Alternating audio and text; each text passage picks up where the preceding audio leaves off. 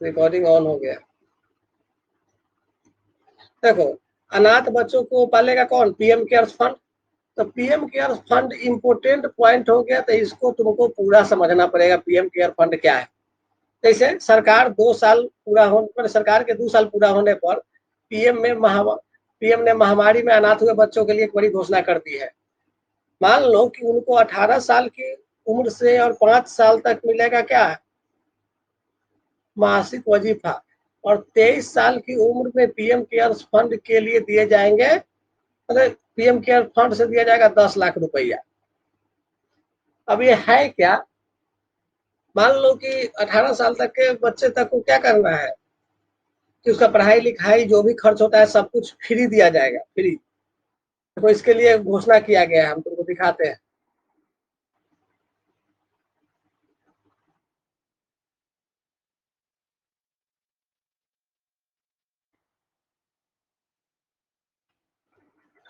देखो, कोरोना के रूप में आई सबसे बड़ी त्रासदी जो कहानी है पूरा। देखो, इन घोषणाओं में मुफ्त शिक्षा, मुफ्त स्वास्थ्य बीमा, मासिक वजीफा और 23 साल की उम्र में एक मुश्त 10 लाख रुपया की मदद मिलेगा। किसको? जिसके माता पिता या पेरेंट दोनों इस कोरोना में मर गए हैं उसको। ना 10 वर्ष से कम आयु के बच्चों का नजदीक के केंद्रीय विद्यालय या निजी स्कूल में प्रवेश कराया जाएगा। समझ में आ रहा है? और 11 से 18 साल बच्चों का एडमिशन केंद्र सरकार के किसी भी आवासीय, सैनिक, नवोदय आदि में करा दिया जाएगा। समझ रहे हो? तो पीएम है ना, पीएम केयर फंड का ही बहुत इम्पोर्टेंट योजना एक आ गया। अब इसको पूरा समझ लेना, क्योंकि ये इम्पोर्टेंट क्वेश्चन हो गया एग्जाम के लिए। यहाँ तक कि ऐसे बच्चों को आयुष्मान भारत योजना में 5 लाख का स्वास्थ्य बीमा भी दिया जाएगा। और बीमा की प्रीमियम 18 वर्ष की आयु तक पीएम केयर्स फंड से दिया जाएगा। देखो, कि 5वां पेज में इसके बारे में और भी दिया गया है हर चीज। अब देखो यहाँ पर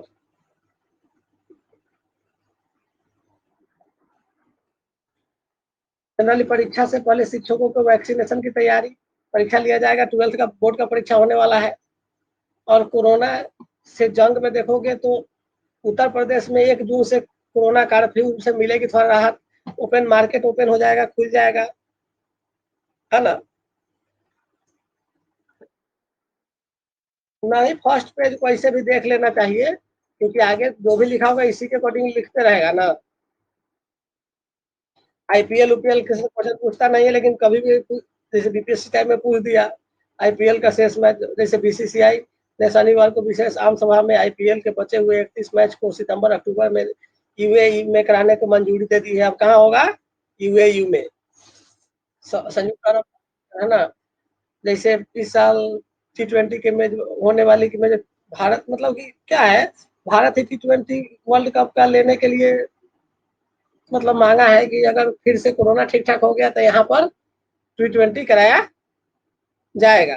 लेकिन देखो सिचुएशन क्या होता है। हाँ हाँ, यूएई में अब कै गो मैच बचल है? 37 गो, 31 गो मैच बचा हुआ है। हाँ,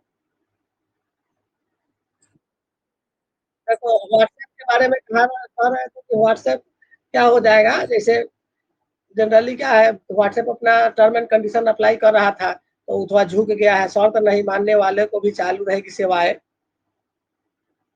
जो प्राइवेसी पॉलिसी स्वीकार नहीं किया है व्हाट्सएप का। हाँ, तो 15 मई तक की प्राइवेसी पॉलिसी स्वीकार नहीं करते हैं तो भी, मतलब कि अमेरिकी वेबसाइट द वर्ज के मुताबिक व्हाट्सएप प्रवक्ता ने कहा है।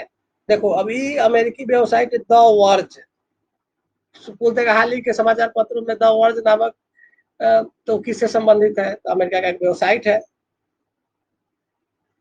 और कुछ नहीं देखना है। देखो, 13 जिलों में मुस्लिम, गैर मुस्लिम शरणार्थियों के नागरिकता के लिए आवेदन आमंत्रित। अब यहाँ पर भी बहुत इंपॉर्टेंट हो गया। जैसे गैर मुस्लिम शरणार्थी है उसको नागरिकता के लिए आवेदन आमंत्रित किया गया है। लेकिन यहाँ पर समस्या है कि नागरिकता किस आवेदन से दिया जाता है, कैसे दिया जाता है, इसको समझना पड़ेगा ना टोटल। उससे पहले कर देते हैं उससे पहले एक और न्यूज इम्पोर्टेंट है। देखो,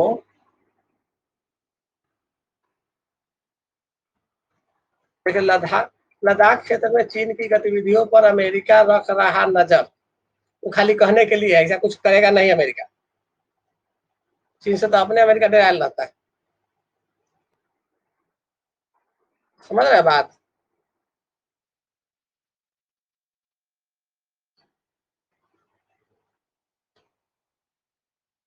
खाली कहने वाला है।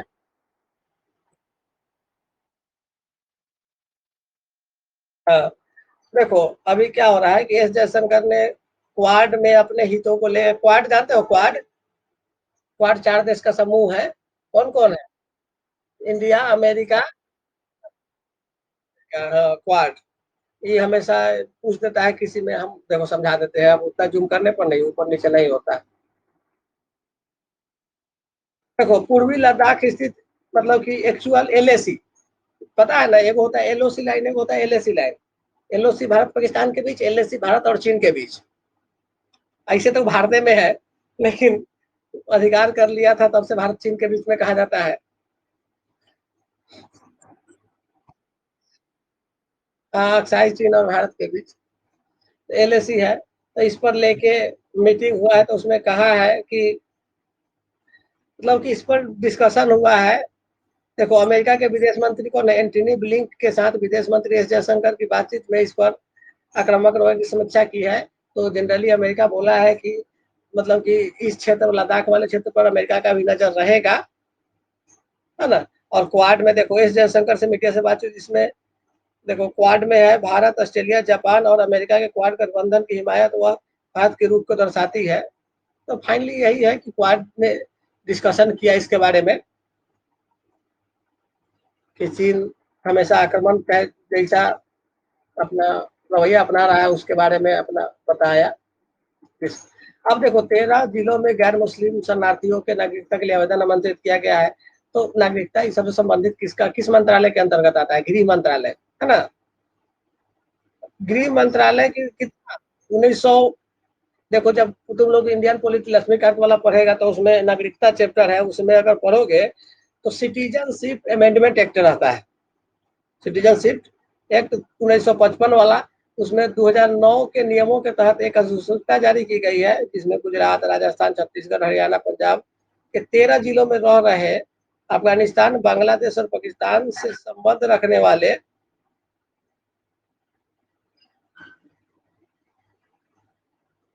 1 मिनट उसका नहीं खुल रहा है किसी का मैसेज।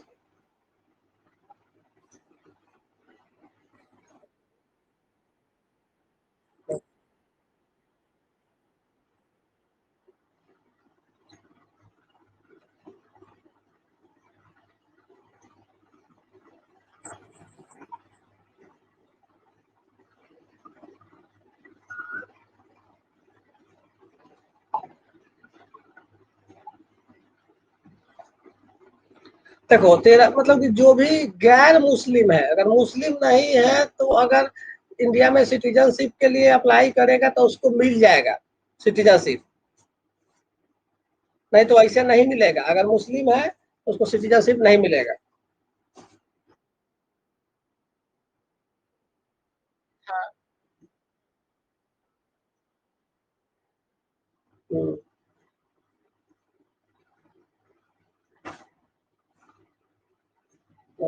ठीक।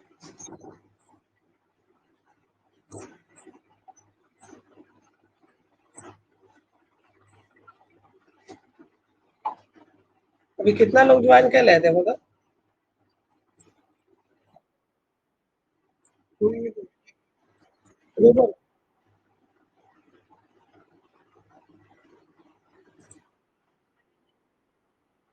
हम्म,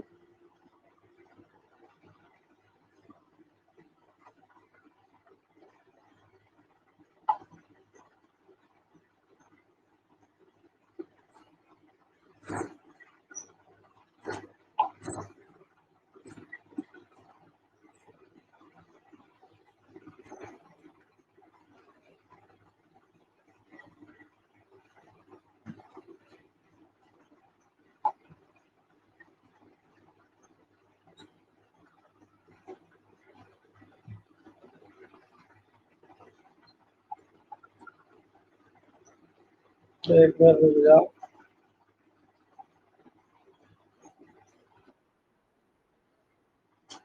ओके, क्या क्या है प्रॉब्लम? तो ना हमको खाली पढ़ाने आता है, ये सब क्या क्या सीखना पड़ेगा। देखो 13 वो जो जिला है, मतलब कि वहाँ गैर मुस्लिम नागरिकता के लिए आवेदन आमंत्रित किए गए हैं। तो वहाँ पर गैर मुस्लिम शरणार्थी कहाँ के होंगे? या तो अफगानिस्तान के, नहीं तो बांग्लादेश के, नहीं तो पाकिस्तान के। उनको नागरिकता आमंत्रित कर लिया गया है। मेन क्या है कि जो सिस्टम था कि सब नागरिकता कैसे, सिटीजनशिप कैसे दिया जाएगा, तो उसके लिए 1955 का एक्ट है। अब उसमें हमेशा क्या अमेंडमेंट होते रहता है, संशोधन होते रहता है। तो अभी कुछ ही दिन पहले 2019 में संशोधन किया गया था, सिटीजनशिप अमेंडमेंट एक्ट, CAA, है ना? कितना 2019 लाया गया था, 1955 वाला में।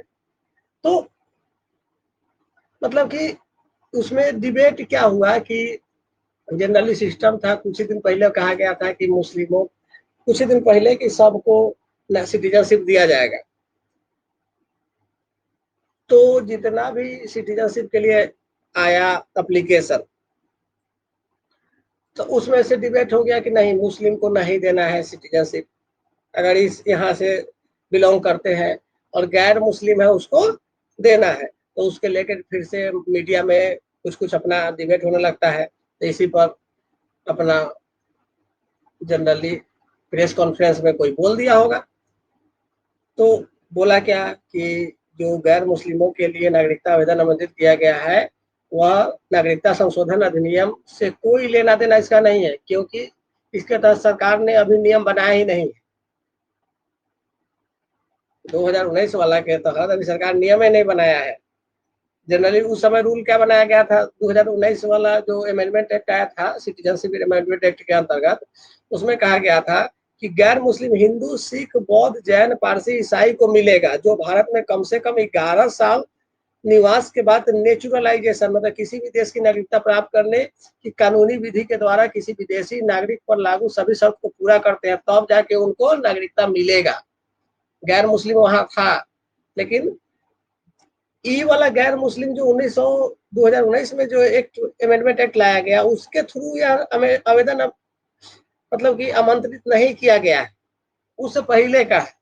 क्योंकि उसमें एक कंसेप्ट यह था कि जो भारत में कम से कम 11 साल निवास करने के बाद अप्लाई किए होंगे उनको मिलेगा। समझ में आया?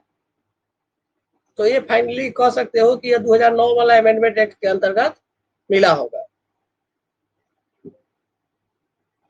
कुछ क्लियर हुआ कि नहीं हुआ? तो ये सब थोड़ा सा, अब फर्स्ट पेज है तो देख लो।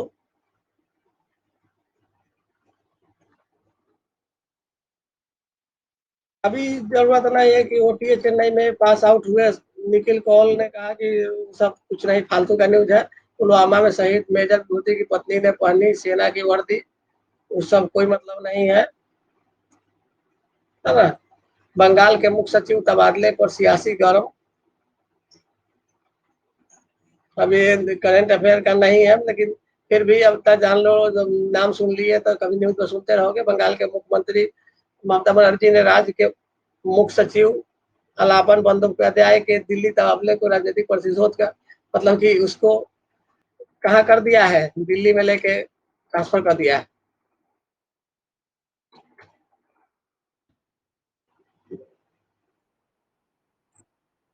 हाँ, मतलब कि राज्य में ना चीफ सेक्रेटरी होता है हेड। समझ में आया? जैसे IAS अधिकारी में सबसे बड़ा अधिकारी कैबिनेट सेक्रेटरी होता है ना, वैसे ही स्टेट गवर्नमेंट के अंतर्गत जैसे बिहार का हुआ, तो बिहार का सबसे बड़ा IAS अधिकारी क्या होगा? Chief secretary. वैसे ही केंद्र में भी होता है चीफ सेक्रेटरी, उसके ऊपर होता है कैबिनेट सेक्रेटरी। समझ में आया? जनरली सबका सपना होता है कभी कैबिनेट सेक्रेटरी बन जाए, उससे बड़ा पोस्ट नहीं होता है इंडिया में।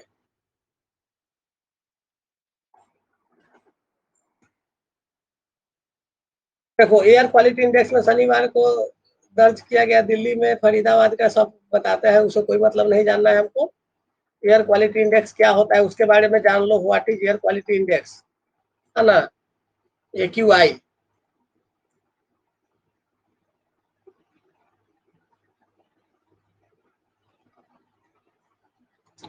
अब एयर क्वालिटी इंडेक्स में कौन कौन सा गैस को, कौन कौन का पोल्यूटेंट को कितना % दर्जा दिया जाता है, वो सब बहुत इंपॉर्टेंट क्वेश्चन है एयर क्वालिटी इंडेक्स।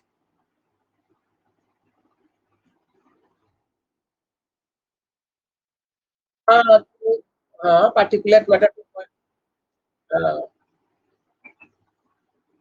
यही सब का जब करंट अफेयर पढ़ाएंगे ना इन्वायरमेंट वाला तो बता देते हैं। थोड़ा सा आज पहला दिन है तो इसको न्यूज़पेपर को भी थोड़ा ज्यादा भी चल सकता है। देखो 45 पार वाले को मिले के लिए मिली वैक्सीन का 1 लाख फिर से खुराक, उससे कोई मतलब नहीं है।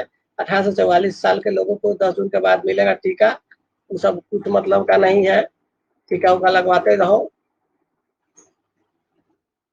लगते रहेगा, अपना अपना सरकार कुछ कुछ बोलते रहेगा। अभी बोल रहा है कि देखो दूसरी लहर में देश भर में 550 डॉक्टरों की मौत, डीयू में दिसंबर में थीसिस जमा हो सकेंगे शोधार्थी, तो दिल्ली यूनिवर्सिटी का न्यूज है, कोई मतलब का नहीं है। अस्पताल में अगले माह शुरू होगी ओपीडी सेवा, कुछ काम का नहीं। सभी कोरोना योद्धाओं को 1 करोड़ रुपए मिले, ये कुछ नहीं। 68 दिन में सबसे कम 900 मतलब 56 नए मामले आए हैं, 122 की मौत, कुछ मतलब नहीं। ये सब दिल्ली वाला न्यूज है।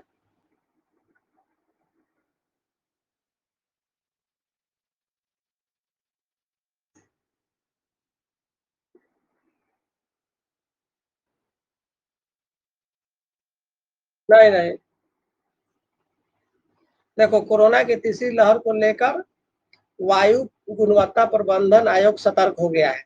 अब यहाँ पर ये जानना है कि वायु गुणवत्ता प्रबंधन कमीशन क्या होता है। जैसे एयर क्वालिटी मैनेजमेंट कमीशन जो है उसके बारे में थोड़ा जान लो कि इसमें कितना सदस्य शामिल होता है, तो सब लिखा होगा कि मानव स्वास्थ्य पर दोहरी मार है, इस मद्देनजर आयोग के 4 जून को एक बैठक रखी गई। वर्चुअल बैठक का एजेंडा मतलब वर्चुअली किया गया ऑनलाइन, और इसमें से सभी 18 सदस्य शामिल होंगे आयोग में। अब देखो हालांकि पुनर्गठन के बाद 18 सदस्यीय आयोग को 21 सदस्यीय बना दिया गया है। मतलब कि अभी वायु गुणवत्ता प्रबंधन आयोग में कितना सदस्य हो गया, 21 गो, लेकिन 3 गो का भी उसमें से मनोनयन होना बाकी है। इतना ध्यान रखना बस, और कुछ नहीं। इतना क्लियर है। नहीं इम्पोर्टेंट नहीं है, लेकिन इतना जान लो कि अगर मान लो कि कोनो कभी स्टेट का गवर्नमेंट का एग्जाम हो गया दिल्ली उल्ली का, तो उसमें पूछ देगा कि आयोग में सदस्यों की संख्या कितनी कर दी गई है।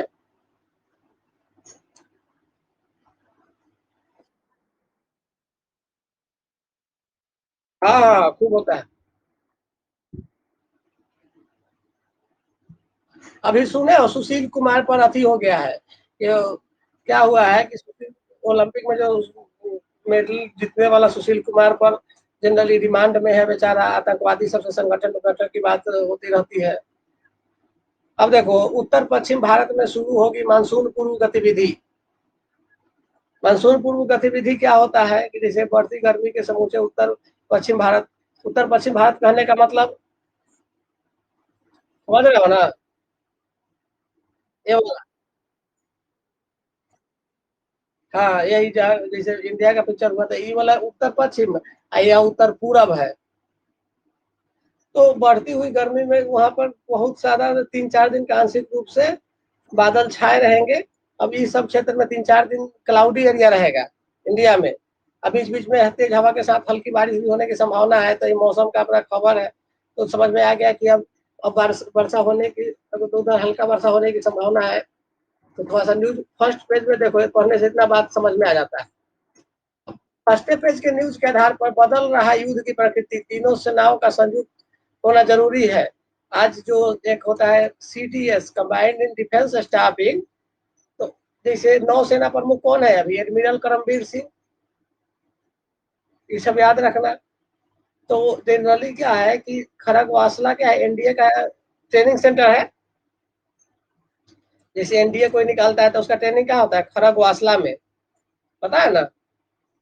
144 जब पास आउट हो रहा था, तो अंत में जब पास आउट होता है अंत में, तो उसका अंतिम दिन परेड चलता है। कोई भी चीज का ट्रेनिंग होगा, जैसे आईपीएस की ट्रेनिंग होगा, तो अंतिम दिन एक परेड होगा, फाइनल परेड। उस दिन शपथ दिलाया जाता है, तो उस दिन कोई बड़ा अधिकारी या प्रधानमंत्री या कोई भी आके वहां भाषण देगा, कुछ कुछ बताएगा, तो वही होता है कि पासिंग आउट के परेड का निरीक्षण करते हुए जो एडमिरल करमबीर सिंह ने कहा कि तीनों सेनाओं को एक साथ क्या होने की जरूरत है, मतलब कि संयुक्त होना जरूरी है। और चीफ ऑफ डिफेंस स्टाफ का पद का सृजन जैसे ही किसी के सुधार के लिए किया गया है। अभी सीडीएस कौन है? हाँ, तो ध्यान रखना।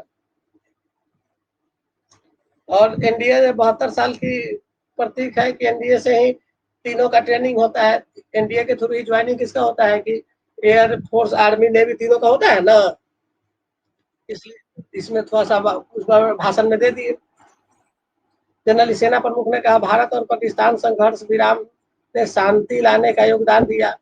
जनरल जो अभी लड़ाई हो रहा है, और दूसरा बात अभी इसको बोलने की एक और कारण है ना कि चाइना पाकिस्तान दोनों में अपना है, और इजराइल वाला भी कंफ्लिक्ट हो रहा है कि इजराइल के विरोध में पाकिस्तान खड़ा रहता है जब भी, क्योंकि वह इस्लामिक कंट्री को सपोर्ट करता है। हाँ, तो ये सब ध्यान रखना, छोटी छोटी बात सब पर।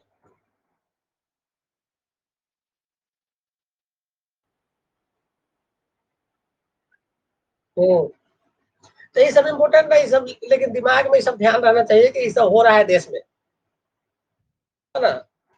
देखो, वैक्सीन आपूर्ति पर जल्द मदद की घोषणा कर सकता है अमेरिका, है ना। तो अमेरिका क्या करेगा, या तो पैसा देगा, नहीं तो अपना वैक्सीन मतलब फाइजर का, मतलब कि फाइजर अवेलेबल करवाएगा। देखो, करवा दे तो हम भी वैक्सीन ले लेंगे फाइजर।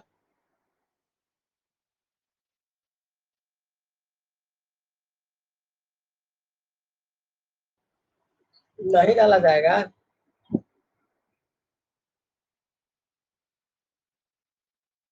इंडिया खरीदेगा ना, मदद करने का मतलब फ्री में थोड़े बांट देना।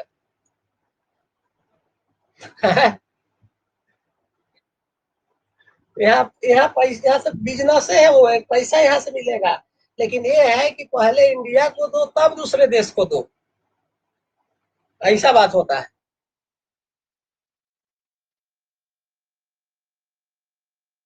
तो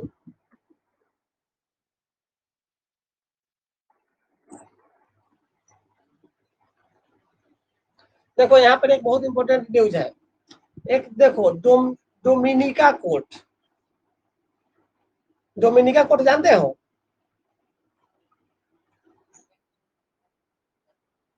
हाँ, तो वहां के कोर्ट ने रोक लगा दी है कि वहां पर ये मेहुल चौकसी नहीं आएगा। समझ में आया? हाँ, वही। एक और देखो, वैक्सीन और दवा पर जीएसटी की राहत के लिए 8 सदस्यीय जीओएम गठित किया गया है।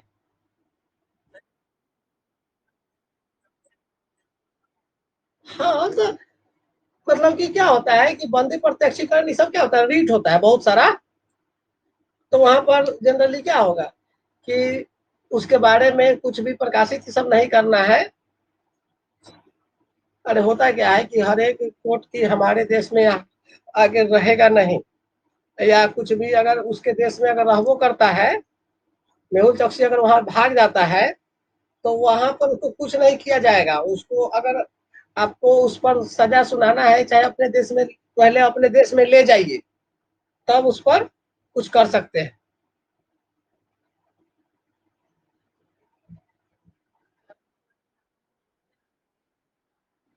नहीं नहीं, अब उसको देखना पड़ेगा।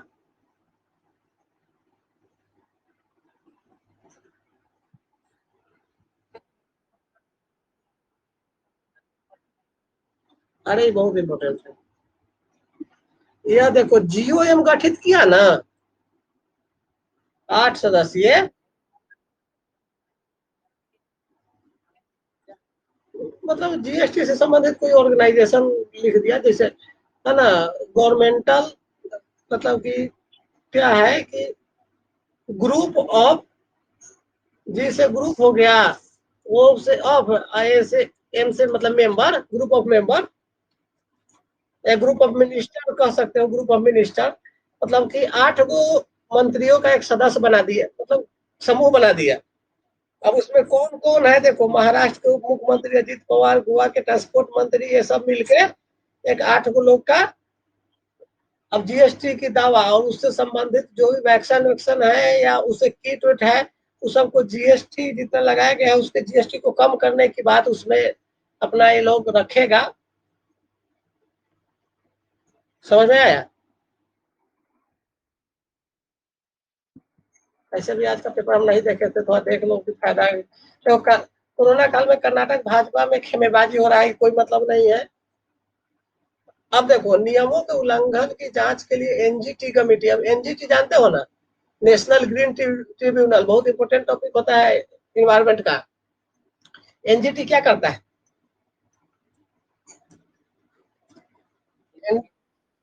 मान लो कि देखो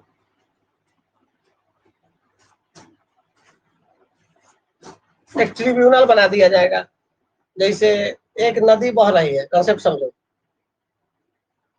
एक राज्य, मान लो कि एक नदी है जैसे गोदावरी या कावेरी। कावेरी नदी से तो सब वाकिफ है। एक राज्य से दूसरे राज्य में जा रही।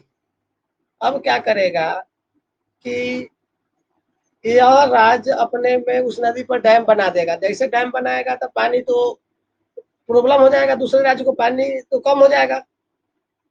तो जैसे पानी कम होगा डैम बनाने से, तो यह राज्य क्या करेगा, उसको उस पर केस कर देगा। और जो वाटर रिसोर्स है वह तो स्टेट मैटर होता है, राज्यों का मुद्दा होता है, राज्य सूची के अंतर्गत आता है।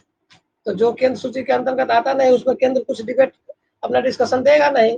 तो केंद्र सरकार और जिस जिस राज्य जो केस किया, जिस राज्य पर केस किया कि हमको पानी सही से नहीं मिल रहा है, और केंद्र सरकार उस पर अंत में जाएगा केंद्र सरकार के पास दोनों अपना मुद्दा लेके, तो केंद्र सरकार अपने से कुछ निर्णय नहीं देगा, वो कमेटी बना देगा।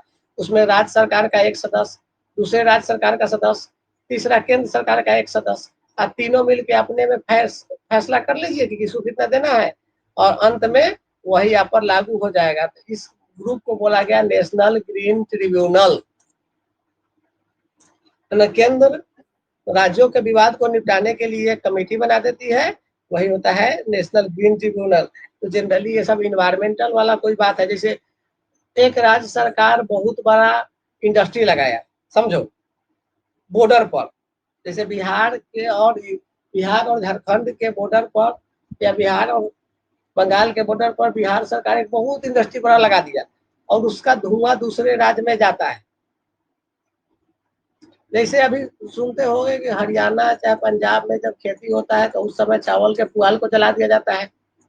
ये बर्निंग वाला समझे हो, न्यूज सुने हो? Stable burning, stable burning. जैसे पंजाब में खेती होता है ना, तो एक सीजन में क्या होता है कि ऊपरे से काट लिया जाता है, नीचे आग लगा दिया जाता है, और उसका पूरा धुआं कहाँ दिल्ली में आ जाता है ना। तो दिल्ली गवर्नमेंट भी अपने राज्य के लिए नियम बनाएगी, है पंजाब अपने लिए, और उससे नुकसान क्या हो रहा है। तो फाइनली केंद्र सरकार को कहता है कि उसके लिए कुछ उपाय कीजिए।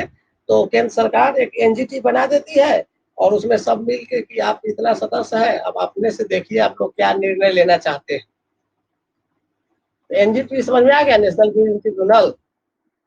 तो पढ़ना वो नहीं है, उस एग्जाम को ध्यान रखना है, लेकिन हमको जानना है कि एनजीटी क्या होता है, जीओएम क्या हुआ, ग्रुप ऑफ मेंबर क्यों बनाया गया। अभी तक जितना पढ़े हो उसमें से यही इस पॉइंट को ध्यान रखना है। कैसे पढ़ना है, जीओएम क्या हुआ, एनडीपी क्या हो गया, है ना।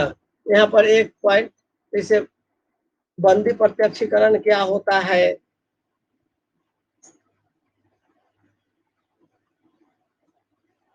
पेपर पढ़ो तो ये सब क्वेश्चन क्वेश्चन पूछ देगा। एकदम छोटा छोटा पॉइंट, पूरा पेज पढ़ने के बाद एगो दो पॉइंट तो पूछना है, पूछबे करता है। देखो देश में रेमडेसिविर दवा की अब कोई कमी नहीं, पता नहीं कहाँ उपलब्ध है, बहुत है ज्यादा।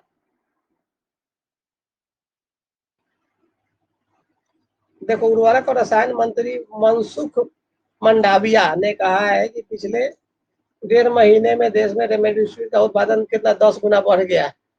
हाँ, कोनो खरीदे नहीं रहा तो कैसे करेगा। लोग कहता है कि रेमडेसिविर काम नहीं कर रहा है तो क्या करे।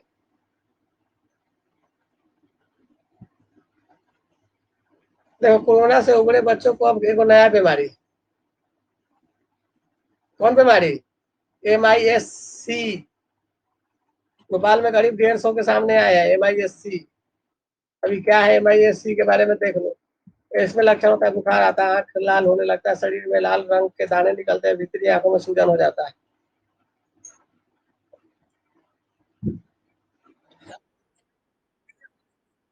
अरे कोरोना से जो उबरा है, कोरोना जिसको ठीक हुआ है, तो बच्चा में एक नया बीमारी आ गया है MIS-C। समझ में आया? मतलब ब्लैक फंगस तो हो ही रहा है, तो वही, तो इसमें क्या है, multi system inflammatory syndrome in child नाम की बीमारी हो रही है। MIS-C का पूरा नाम है, देखो, multi system inflammatory syndrome in child. 150 लोग को पहुंच चुका है। इसका लक्षण यहाँ बता दिए, शरीर बुखार है, आंख लाल होना शरीर में। अरे पूरे देश में ना होगा धीरे धीरे, लेकिन जनरली की यही टाइप का बीमारी भी आ रहा है, बहुत चीज देख रहे हो। ये सब देखो, अब सिर्फ इसका इस शब्द है जो है उसका फुल फॉर्म जान लो, और कुछ नहीं जानना है। तुमको एग्जाम में उससे ज्यादा पूछेगा नहीं, तुम्हारे काम को उतने हैं।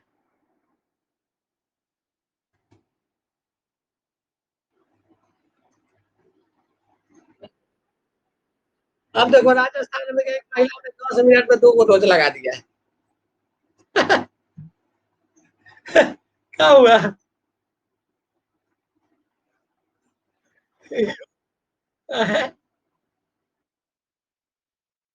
कोरोना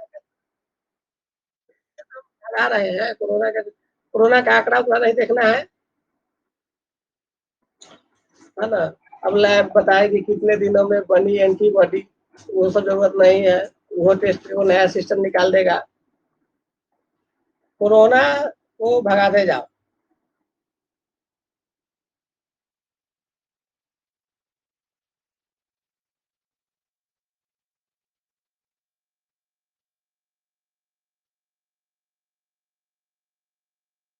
सब है, आखिर भविष्य में वैक्सीन में भी तो।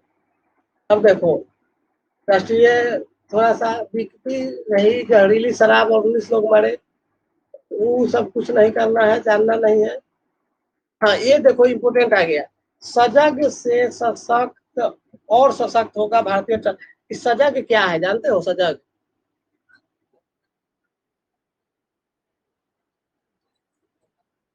हाँ, तो समुद्री सीमाओं की सुरक्षा के लिए भारतीय तटरक्षक ICG की अत्याधुनिक प्रौद्योगिकी जहाज है।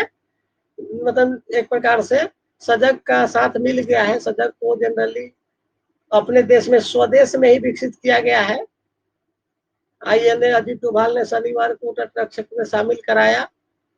इसका लंबाई कितना है, 105 मीटर लंबा है। यह तीसरा जहाज है इस OPV मतलब सीरीज का। इससे पहले कौन कौन है, इस सब के बारे में, इसमें कौन कौन टेक्नोलॉजी है, इसका वजन कितना है, ये सब, ये हो गया तुमको साइंस टेक का। ऐसे जितने भी INS, जितने भी मतलब कि जहाज वहाज जितने उतारा जाता है ना नेवी को, उस सब का एक नोट्स बनाना जरूरी होता है, और करंट अफेयर में वो आ जाएगा। तो सिर्फ स्वागत सजग के बारे में इतना जान लेना कि भारतीय तटरक्षक के अत्याधुनिक प्रौद्योगिकी से लैस एक जहाज है, समुद्री जहाज है, जो नेवी के अंतर्गत, मतलब कि कोस्टल कोस्टल देखो इंडिया में 3 प्रकार का सेना होता है। एक होता है आर्मी, एक होता है नेवी, एक होता है एयरफोर्स। लेकिन एक होता है कोस्टल सिक्योरिटी फोर्स, सीमा सुरक्षा, मतलब कि तटीय, हाँ कोस्ट का तटीय सुरक्षा, मतलब कि, हाँ लेकिन बता रहे हैं, ये तीनों जो है, तीनों सेना, नेवी सब अलग है। लेकिन जो कोस्ट गार्ड होता है ना, कोस्टल सिक्योरिटी, देखो आर्मी, एयरफोर्स और नेवी किसके अंतर्गत आता है, गृह मंत्रालय के अंतर्गत आता है ना। लेकिन इसको किसके अंतर्गत रखा गया है, देखो यह गृह मंत्रालय के अंतर्गत नहीं आता है, लेकिन फिर भी इसको गृह मंत्रालय के अंतर्गत काम करवाया जाता है कोस्ट गार्ड को। तटीय सुरक्षा जो है ना, हाँ, ये सब ध्यान रख लेना।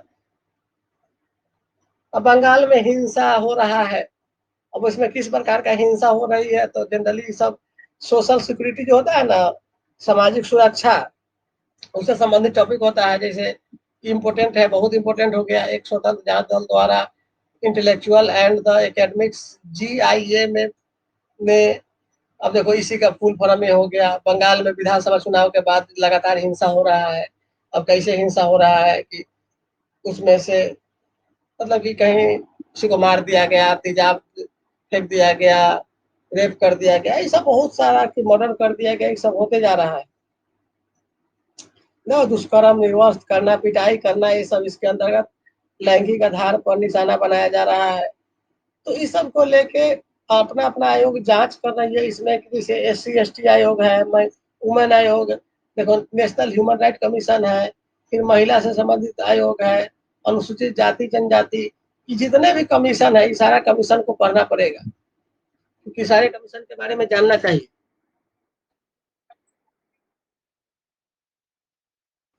तो राष्ट्रपति की शासन लगेगा, सिचुएशन देखो, अब तो ऐसा कुछ होने वाला है नहीं। हम्म,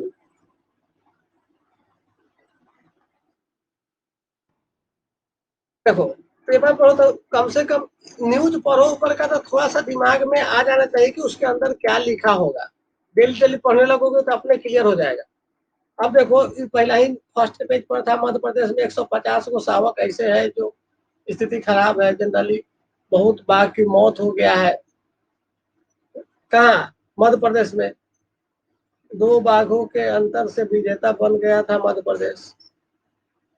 जो बाघ का आकलन किया जाता है ना, टाइगर रिपोर्ट आता है हर साल, मतलब हर टाइगर।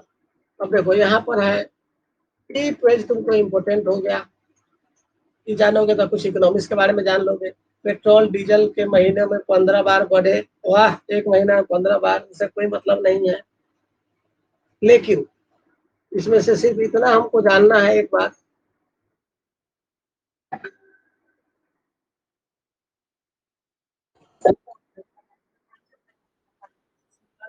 सबसे महंगा अभी डीजल पेट्रोल का दाम कहाँ है?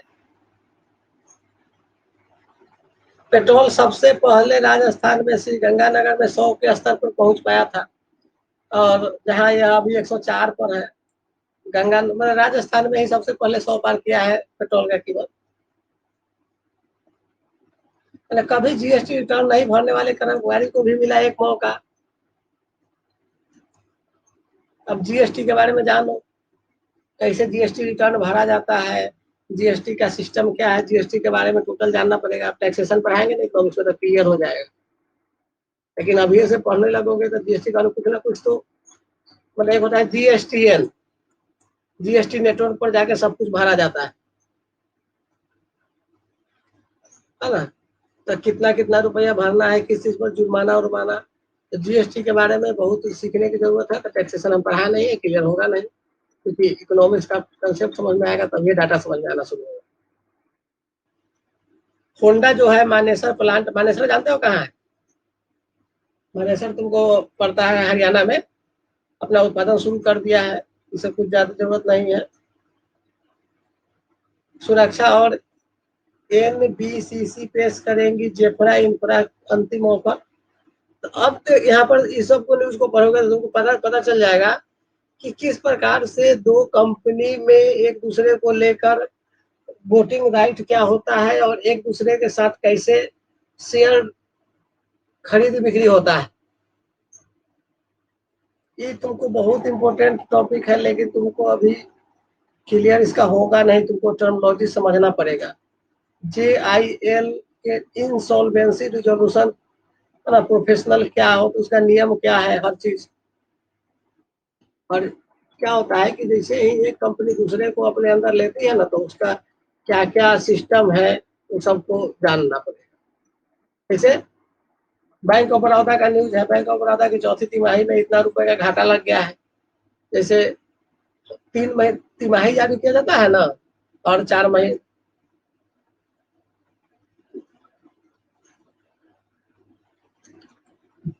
3-3 महीना का 4 गो होता है ना हिस्सा, तो चौथी तिमाही जब दिखाया तो उसमें जनरली घाटा हुआ। अब उसका कारण क्या रहेगा, कुछ ना कुछ पुरानी व्यवस्था, पुराना नीति अपनाने के कारण होता है, घाटा लगा है।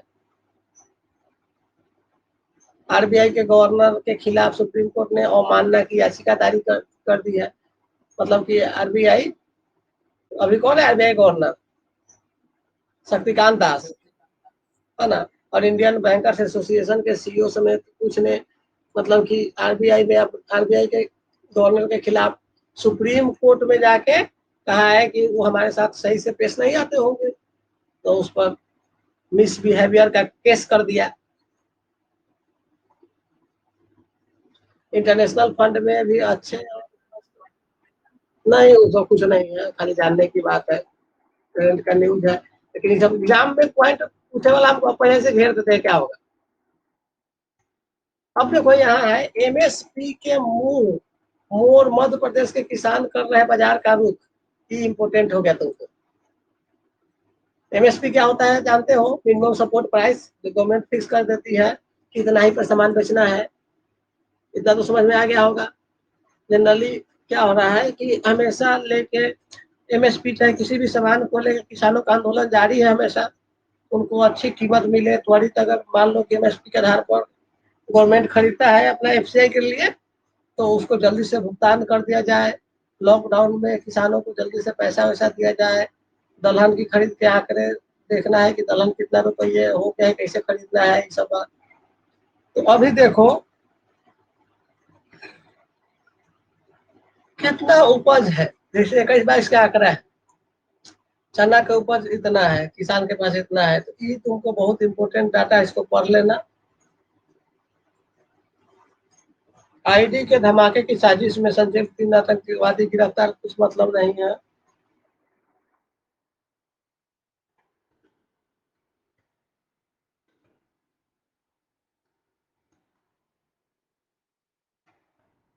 तो ये सब कुछ नहीं, न्यूज का कोई। हाँ, ये इम्पोर्टेंट न्यूज है, देखो ये जान लो।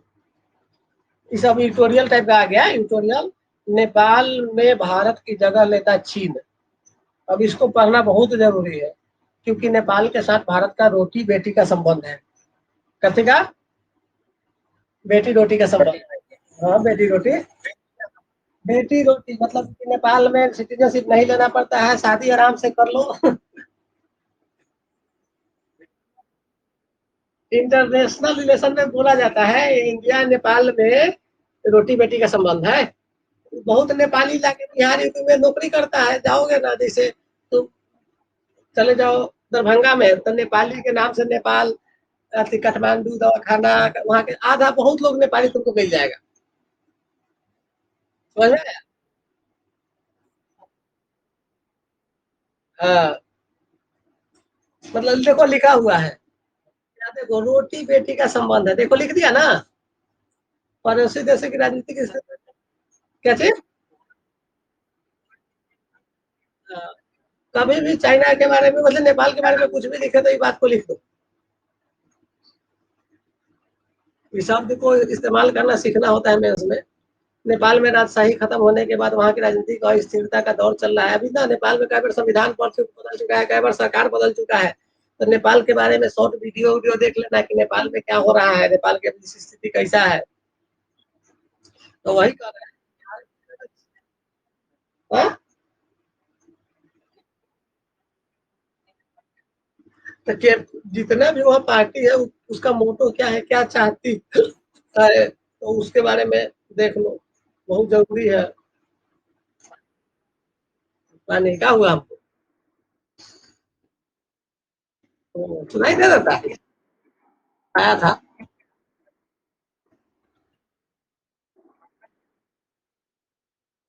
कैसे? देखो जरूरी है ये सब, यही है इम्पोर्टेंट जानना तुमको। संजय गुप्ता नाम का आदमी लिखे हैं है ना। भारत जरूरी है, ये एडिटोरियल है, और एडिटोरियल पढ़ना है। एडिटोरियल पढ़ोगे तो मेंस का क्वेश्चन मजे में लिख के आओगे। फिर भी मतलब कि उतना ज्यादा इम्पोर्टेंट एडिटोरियल नहीं है, लेकिन इसको सिर्फ पढ़ लेना है। सब कोरोना वायरस को लेके है, न होना 2 गज की दूरी का, ये सब कुछ नहीं है।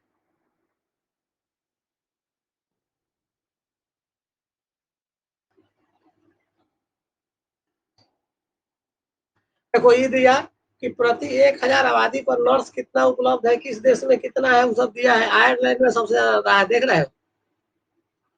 और भारत की स्थिति कहाँ है इसमें लिखल है कि ना कहीं? नहीं, हटाओ। समझ में आया?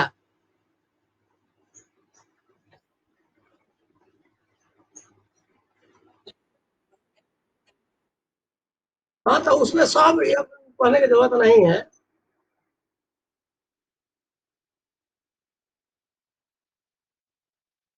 देखो,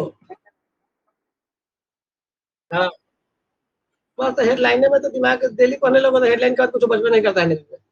कोरोना के 20 मामले मिलने पर चीनी शहर में लॉकडाउन फिर से। ये बहुत बड़ा, वुहान शहर में शायद फिर से लॉकडाउन लगा दिया गया है। 24 घंटे में 9,000 से ज्यादा केस मलेशिया में।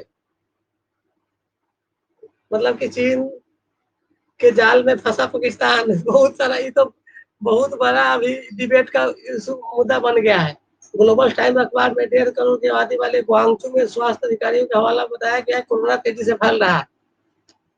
ये अभी न्यूज में हम सुने थे कुछ देर पहले ही, ऐसा हो रहा है।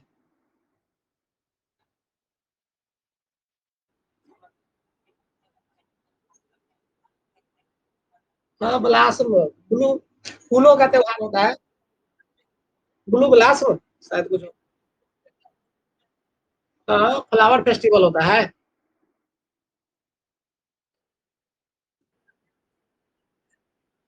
हाँ, पता है आपको। कनाडा के एक स्कूल में 215 को बच्चों का कंकाल का किया है। कोई जरूरत नहीं है, जान लो। हमले में भारत के हाथ साबित नहीं हो सकता पाकिस्तान। नेपाल में ने अपने यहाँ राम मंदिर निर्माण के लिए बजट आवंटित किया। नेपाल भी पैसा देगा क्या भारत को?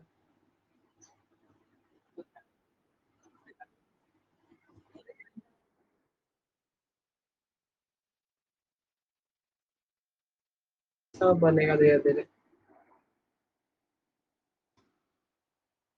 ये थोड़ा सा ध्यान रखना कि करंट अफेयर में, जैसे अभी अफगानिस्तान हमेशा मतलब कि न्यूज का मुद्दा बना रहता है ना। तो अफगानिस्तान में अभी क्या हुआ, तालिबान का स्थिति क्या है, ये सब क्या कर रहा है, इसका थोड़ा सा जान लेना। क्योंकि न्यू काबुल कंपाउंड नामक एक अमेरिकी सैनिक अड्डा अफगान सेना के हवाले कर दिया गया है। इमरान ने पाकिस्तान की परमाणु ताकत को भरोसेमंद बताया। हाँ, देखो ये इंपोर्टेंट है। दक्षिण चीन सागर के द्वीप को लेकर फिलीपींस और चीन के बीच टकरार, जानते हो ना। हाँ, साउथ चाइना सी के बारे में अलग से पढ़ना। साउथ चाइना सी, ये बहुत इंपॉर्टेंट है यूपीएससी के पॉइंट ऑफ व्यू से, चाहे कोई मतलब कंपटीशन के। दक्षिण चीन सागर की एक द्वीप को लेकर फिलीपींस और चीन के बीच जुबानी जंग तेज हो गया है। इसमें एक 9 डैश लाइन है, समझ जानते हो 9 डैश लाइन? हाँ, तो साउथ चाइना सी बहुत है। और चाइना तो मानता नहीं उस सबको। तो इसके बारे में जान लेना टोटले, इतना इंपॉर्टेंट है साउथ चाइना सी, बहुत ज्यादा। मतलब हर बार क्वेश्चन पूछने की संभावना रहता है मेंस में साउथ चाइना सी से। है ना। पाक के अल्पसंख्यकों को गैर मुस्लिम कहे जाने पर विधेयक पास हुआ है। पाक में अल्पसंख्यकों को गैर मुस्लिम कहते हैं। देखो, ये सब कुछ काम का है नहीं, लेकिन फिर भी जान लो। फ्रेंड्स ऑफ कश्मीर संगठन के आतंकियों पाक सरकार से रिश्ते। अब देखो, एक संगठन हो गया भारत में ही, इंटरनल सिक्योरिटी का मुद्दा हो गया। फ्रेंड्स ऑफ कश्मीर संगठन है आतंकी संगठन। उसमें कहा गया है कि हो सकता है पाकिस्तान सरकार से उसका क्या हो, रिश्ता उजागर हुआ होगा कुछ ना कुछ।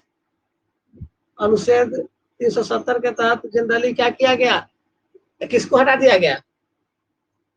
जैसे कश्मीर का संविधान था, कश्मीर को एक अलग स्पेशल स्टेटस प्राप्त था, उन सबको हटा दिया गया आर्टिकल 370 के अंतर्गत। अब तो भारत का एक राज्य बन गया यूनियन टेरिटरी के अंतर्गत, दो गो, एगो कश्मीर है, एगो लद्दाख।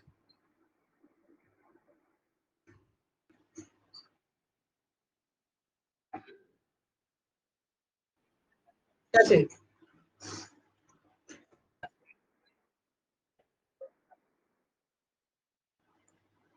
हाँ, कोई दिक्कत। अब ये सब है ना, ये सब कुछ ज्यादा है नहीं, लेकिन जनरली नॉर्मल है, मतलब न्यूज है, पढ़ने की चीज है। जैसे जानोगे तो वहाँ की सरकार के बारे में तुमको समझ में आ जाएगा। तृणमूल नेताओं के लिए राहत। अब टीएमसी इसको पढ़ोगे तो तृणमूल कांग्रेस जो है उसके बारे में समझ में आएगा। ये पढ़ोगे मौत का कारोबार उत्तर प्रदेश में क्या है, शराब के अवैध निर्माण में रोक लगाने के लिए प्रशासन है ना। देखो, अखबारी अधिनियम 1910 के संशोधन में कानून को सख्त किया गया है। अब अखबारी थाना जानते हो, जैसे शराब पकड़ने वाला थाना जो होता है।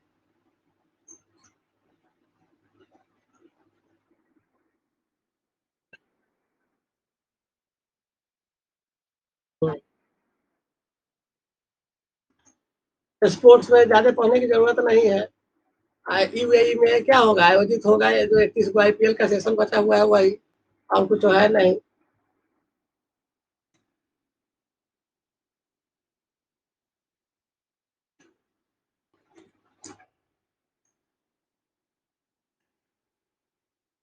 कुछ नहीं, कोई काम का नहीं।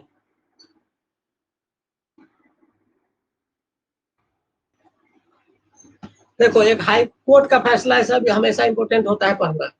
ऐसे मद्रास हाई कोर्ट ने एक अहम फैसले में कहा है कि अदालतों के दावे से ज्यादा मुआवजा देने का अधिकार है। जैसे सड़क हादसे में मुआवजा राशि को इतना से बढ़ाकर इतना लाख रुपया किया गया। तो ये अपना राज्यसभा का मुद्दा है, हाई कोर्ट का मुद्दा अलग अलग सिस्टम में दे देता है। ये सब कुछ मतलब नहीं है, कोई मतलब नहीं है, कोई कुछ नहीं, इम्पोर्टेंट न्यूज नहीं है, सब बेकार। अब तुरंग तुरंग तो कोई काम का नहीं है। इसमें कुछ टेक्नोलॉजी आया हुआ है, कोई कुछ टेक्नोलॉजी, तो कुछ मतलब नहीं। आजकल आज ही के दिन नाइटहुड की उपाधि त्याग कर दिए थे कौन? रविंद्रनाथ टैगोर। किसके कांड पर? जालियांवाला बाग 1919 में हुआ था ना, उसके होने के बाद।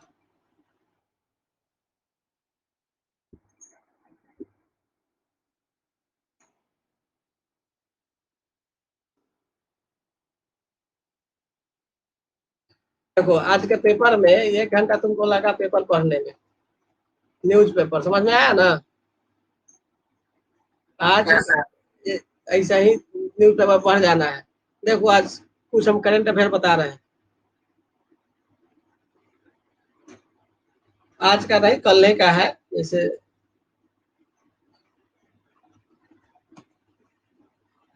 अभी सब लिखने वाला न्यूज रहता है, जैसे वन लाइनर कुछ कुछ न्यूज होता है जो इम्पोर्टेंट है, जो एग्जाम में। US Senate confirms Christine Wormuth as first female army secretary.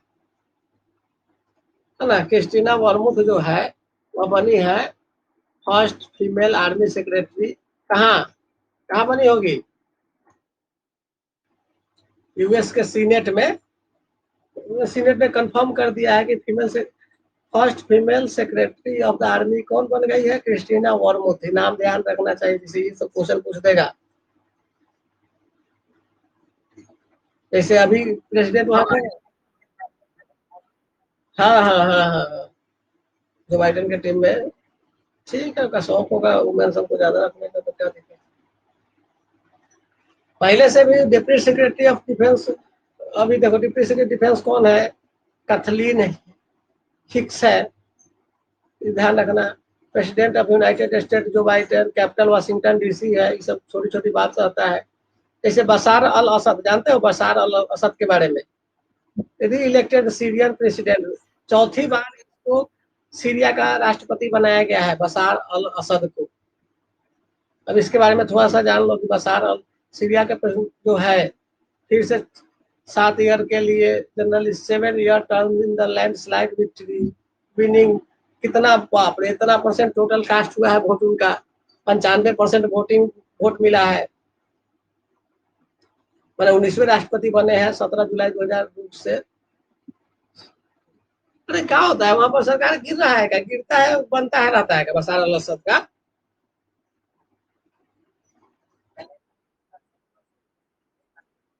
वो तो हमको पता है, लेकिन हमेशा वहां पर थोड़ा स्थिति खराब रहता है सीरिया का।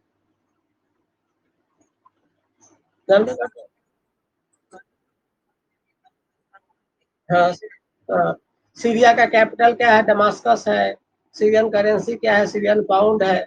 अभी देखो, भारत में अगर देखोगे तो 1 year extension of raw chief जो है, रॉ का चीफ इंडिया में कौन है? सामंत गोल।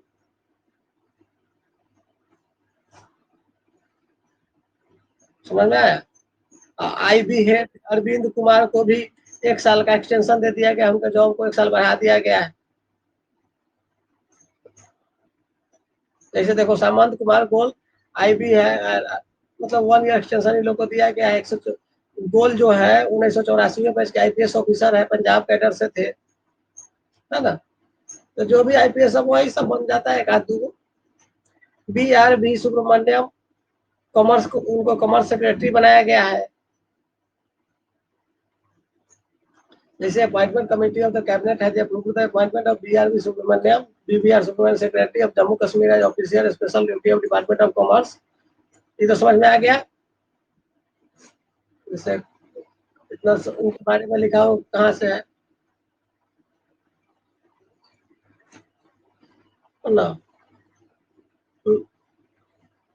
Lowry gets its first female leader in 220 years.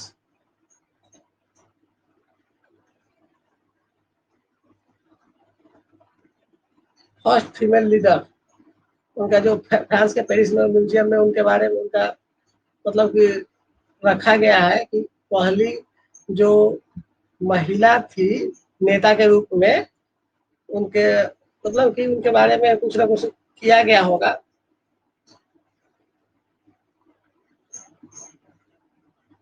पहली बार उनको फ्रांस का राष्ट्रपति बनाया गया था। देखो उनके बारे में क्या किया गया कि न्यूज आ गया, न्यूज में आए।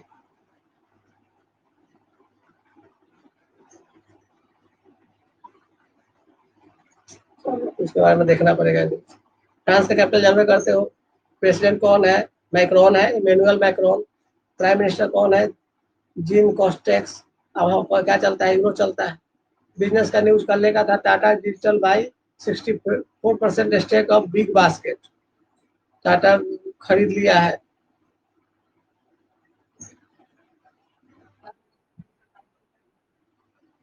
हाँ तो टाटा जी टाटा का ही है, तो बिग बास्केट का 64% शेयर को खरीद ले लिया है अपने अंदर।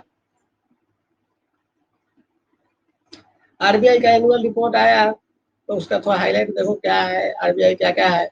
आरबीआई समझते हो ना, अपना central bank, reserve bank of India. Covid के क्या है कि semi annual financial stability report earlier highlight bad loan ratio of bank. देखो इंडिया में बैड लोन कितना है? 13.5%। समझते हो ना बैड लोन? एक होता है पीसीआर, प्रोविजन कवरेज रेशियो, क्या है, कितना है?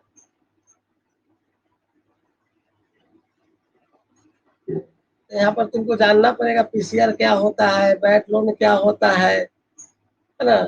सीआरएआर क्या होता है, capital of risk weighted asset ratio. जब बैंकिंग पढ़ाएंगे तो ये सारा कुछ समझ में आएगा। जब पढ़ लोगे तो फिर ये सब डाटा अपने समझ में आने लगेगा। आरबीआई क्वेश्चन क्या क्या है कि सुप्रीम कोर्ट अंतरिम stay on the classifying non performing asset क्या है?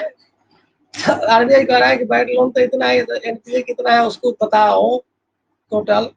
NPA gross NPA ratio of bank decreases कितना? 8.2% इन मार्च, और मार्च 2020 6.8% दिसंबर 2020। ये सही बात है?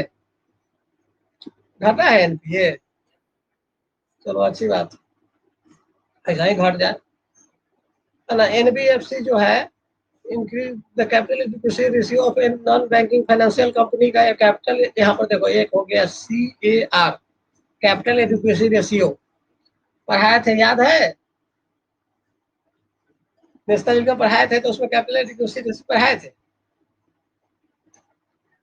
भुला गया सब, गुड, ऐसा ही भुलाते चलो, कोई दिक्कत नहीं है, धीरे धीरे अपने याद आ जाएगा, है ना। Indian peacekeepers to honoured with UN prestigious में क्या कुछ मिले, जैसे Yuvraj Singh, civilian peacekeeper Ivan Michael, ये सबको मेडल वेडल मिला है, तो ये सब जनरली पूछ देता है जनरल एग्जाम में। जैसे international day of United nation peace keepers 29 मई को शांति वाला सब डे मनाया जाता है, जो शांति देश में शांति बहाल करने वाला जो भी संस्था है ना, वो सब पीस कीपर्स वाला कुछ ना कुछ प्राइज मिलते रहता है। 29 मई को एनुअली, इस बार का थीम क्या था 2021 वाला, the road to a lasting peace, leveraging the power of youth and peace and security. International Everest day 29 मई को है। जैसे एवरेस्ट डे के किसको, जो नाम सुने होंगे, एडमंड हिलेरी और तेनसिंग, है ना, नॉर्गे, पहली बार एवरेस्ट पर, हाँ वही, हाँ वही शेरपा तेनसिंग, नेपाली तेंजिंग उनका पूरा नाम था, और एडमंड हिलेरी न्यूजीलैंड से थी, तो दोनों मिलके एक साथ 1953 में पहली बार एवरेस्ट पे 29 मई को चढ़ाई पूरा किया था, तब से 29 मई को इंटरनेशनल एवरेस्ट डे मनाया जाता है, समझ में आया। तो नेपाल में पड़ता है माउंट एवरेस्ट को, नेपाल में सागर माथा के नाम से जाना जाते हैं, तिब्बत में उसको चोमोलुंगमा बोलते हैं, एवरेस्ट को, ये सब सब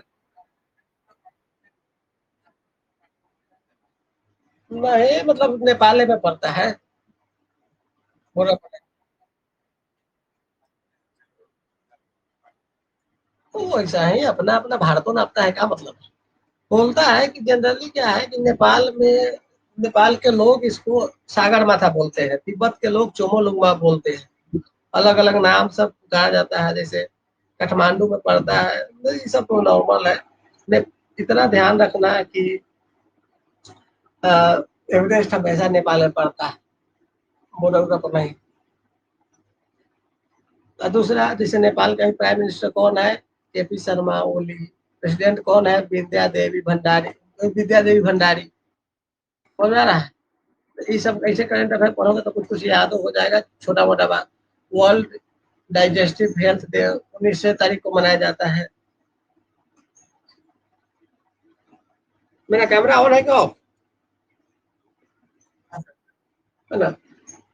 मतलब ओबिसिटी जानते हो, ओबिसिटी नहीं जानते हो, जब पाचन नहीं होता तो पेट में गैस्ट्रिक गैस वैस नहीं होने लगता है दूसरे टाइप का। तो वर्ल्ड डाइजेस्टिव हेल्थ डे 19 मई को मनाया जाता है, वर्ल्ड गैस्ट्रोलॉजिस्ट ऑर्गेनाइजेशन है। जैसे पेट में पाचन उत्तर सही से, हाँ हाँ, तो पेट में जैसे पाचन उत्तर सही से नहीं हो रहा है, तो अब क्या हो गया है, उसका क्या कारण है, तो गैस्ट्रोलॉजिस्ट सब वही देखता है। जितना गैस, मोट लोग को ज्यादा गैस बनता है ना। ओबेसिटी, मोटापा भी एक पेंडेमिक बन गया है, उसका अपना है, वर्ल्ड डाइजेस्टिव हेल्थ डे 2004 में आया था, 45वां एनिवर्सरी मनाया जा रहा है उसका। WGO का हेडक्वार्टर कहाँ है, ये सब देखो, WGO समझते हो ना, वर्ल्ड गैस्ट्रोलॉजिस्ट ऑर्गेनाइजेशन का हेडक्वार्टर, है ना, मिल्क वे है ना, विस्कॉन्सिन यूनाइटेड स्टेट में पड़ता है, अभी हम राज्यों का नाम नहीं जानते थे सब।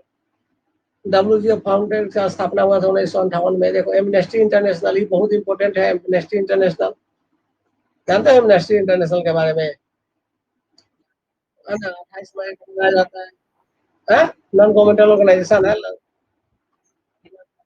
हाँ ह्यूमन राइट से संबंधित है, लंदन में इसकी स्थापना की गई। जैसे एमनेस्टी, और कितना, यही लंदन में मतलब पहली बार द फॉरगेटन प्रिजनर और the observe a British newspaper by layer Peter Benson. आज एमनेस्टी इंटरनेशनल को नोबेल प्राइज भी मिला हुआ है 1977 का, है ना। वही तो जनरली ह्यूमन राइट से रिलेटेड है, इतना ध्यान रखना, मानवाधिकार से संबंधित है, लड़ते रहता है।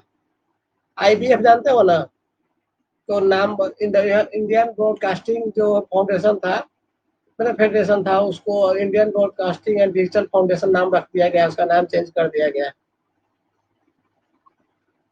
आईबीएफ को मतलब आईबीडीएफ अब कर दिया गया, है ना।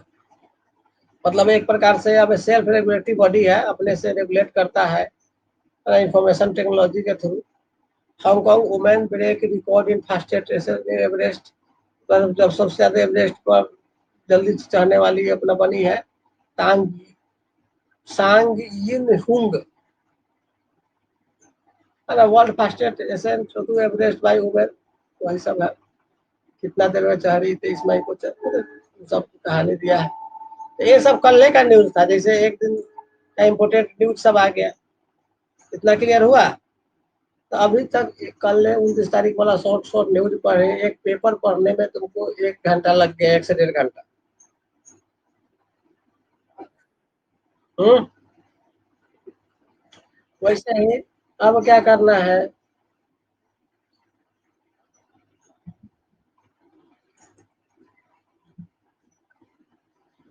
जैसे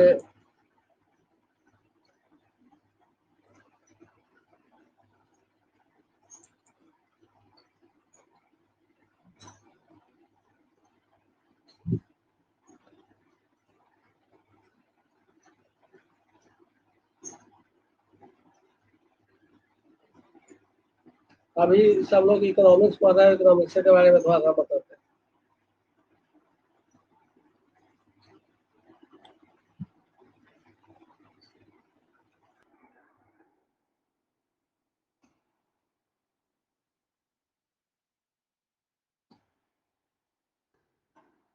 एग्रीकल्चर तो सब पढ़ा है,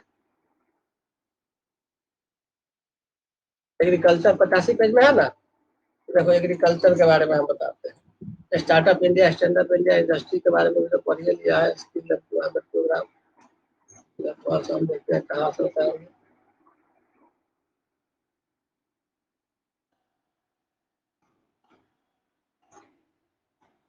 देखो यहाँ ना 69 पेज से शुरू करते हैं, मतलब कि धीरे धीरे हम बताएंगे एक एक करके। तो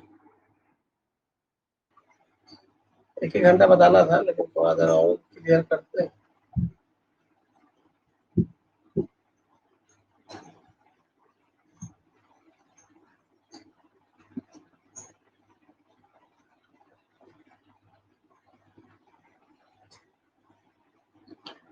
देखो मिनिस्ट्री अलग अलग होता है, जैसे स्किल डेवलपमेंट इंटरप्रेन्योर्स, है ना। हाल ही में एनएसएसओ के बारे में हम बताए भी थे। एनएसएसओ को सीएसओ से जोड़ दिया गया था, याद है ना? भुला गए, है ना। और तो अपना लेबर से संबंधित PLFS, है ना, पीरियोडिक लेबर फोर्स, मतलब कि एक प्रकार से सुपरविजन जो भी सर्वे होता है, सर्वे जारी किया है। पीरियोडिक लेबर फोर्स सर्वे 2019 18 19 वाला जारी किया है। अब इसमें कहा है कि पहले ही बताए थे तुमको, वर्किंग वर्कर पॉपुलेशन रेशियो क्या हो सकता है, लेबर फोर्स पॉपुलेशन रेट क्या होता है, बेरोजगारी अनएम्प्लॉयमेंट रेट क्या होता है। अब इस सारा कुछ दिया हुआ है कि 17-18 में कितना था अनएम्प्लॉयमेंट रेट, 6.1। अभी कितना है वर्तमान में, 18-19 वाला जो जारी किया उसमें, 18-19 वाला में 5.8। लेबर पार्टिसिपेशन रेट कितना था, अब कितना हो गया। कंसेप्ट समझ में आ रहा है। तो होता क्या है, LFPR जनसंख्या में श्रम बल जो हुआ, लेबर फोर्स हुआ।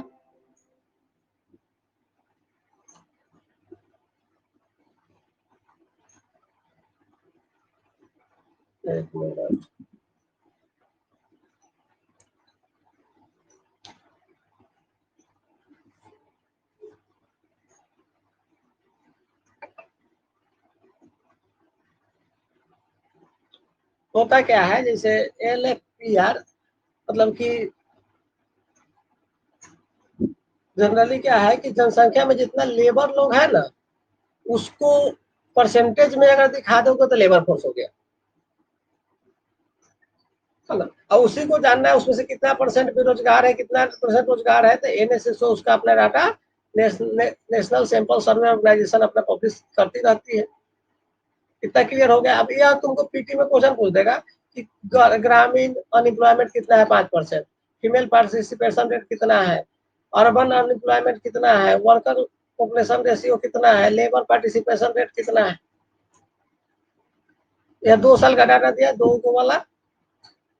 एक था कितना का, 17-18 का, जो दूसरे कलर से दिख रहा है, मतलब कि थोड़ा केसरी ऐसा ब्राउन कलर का, जो थोड़ा सा पिकॉक ग्रीन है, जो 18-19 वाला डाटा दे रहा है। तो इसके लिए जनरली क्या होता है, लेबर से संबंधित कुछ कुछ रूल है अपना बना हुआ। Occupational safety health and working condition code 2020, उसी को हिंदी में लिखा हुआ है उपजीविका जीविका जन सुरक्षा स्वास्थ्य कार्य दशा संहिता। फिर industrial relation code 2020, code on the social security. अब ये सारा करंट अफेयर का मुद्दा हो गया, ये सबको समझना पड़ेगा। देखो industrial code on the industrial relation तो वैसे भी 2020 के बारे में इसमें सब कुछ दे दिया, पढ़ लो। कोड ऑन इंडस्ट्रियल रिलेशन जो ये वाला है, इसके बारे में यू न्यूज में आ गया हुआ था, चलो छाप दिए। इसके अंतर्गत कौन कौन सा कानून आता है, ट्रेड यूनियन एक्ट 1926, फिर industrial employment standing order act 1946, industrial dispute act, उद्योग में कोई डिस्प्यूट होता है तो उसके संबंधित एक्ट 1947 है। अब प्री में तुमको ये एक्ट पूछ देगा, यह एक्ट किस ईस्वी सन में पास हुआ, समझ में आ रहा है ना। तो कोड ऑन इंडस्ट्रियल रिलेशन के 2020 के अंतर्गत ये 3 गो एक्ट का अधिकांश विशेषता उसमें सम्मिलित हो जाता है। तो इसमें लेबर कौन है, कितना पेमेंट पाता है ना, स्टैंडिंग ऑर्डर क्या होता है, अस्थायी आदेश, बंदी क्या है, कामगार, सब के बारे में सब कुछ दिया रहेगा तुमको। नेगोशिएशन काउंसिल क्या होता है, मान लो कि मतलब कोई व्यवसाय का कोई मतलब कि एक लेबर के बीच में कोई हो गया विवाद, तो नेगोशिएशन करने के लिए कुछ ना कुछ तो होना चाहिए ना। कोई भी विवाद हो जाएगा तो निपटाने के लिए कोई संस्था होना चाहिए, तो उसी के लिए काउंसिल बना दिया जाता है। उसको आवेदन आया था 45 दिन के पश्चात उसको कैसे भी निर्णय देना है उतना दिन के अंतर्गत। इतना क्लियर हो रहा है। तो ऐसे ही करेंट अफेयर पढ़ना है। तो आज के दिन रहने देते हैं इतना ही, फिर धीरे धीरे शुरू कर दिया है तब पढ़ेंगे ऐसे ही। आज जो भी पढ़े वो तो समझ में आया होगा कि न्यूज़पेपर में क्या पढ़ना है, करेंट अफेयर डेली का पढ़ना है कितना, फिर ये सब पढ़ना है। कोशिश करेंगे एक एक करके टोटल करंट अफेयर क्लियर करवा देने का। ठीक है ना। देखते हैं कौन कौन था, तुमको तो पता भी नहीं। तो डेली का डेली करंट अफेयर कितना बजे से, अगर हम 8 बजे फ्री रहेंगे तो 8 बजे लगभग फ्री रहते करते हैं। 8 बजे से 9 बजे के 9 साढ़े 9 तक लगातार करंट अफेयर क्लास चलेगा डेली, 2-3 महीने कम से कम चलेगा। तब तक सब लोग अपना स्पीड पकड़ लेगा, जिसका जिसका जो एग्जाम होगा अपना एग्जाम भी दे लो। इतना दिन में टोटल क्लियर हो जाएगा करंट अफेयर।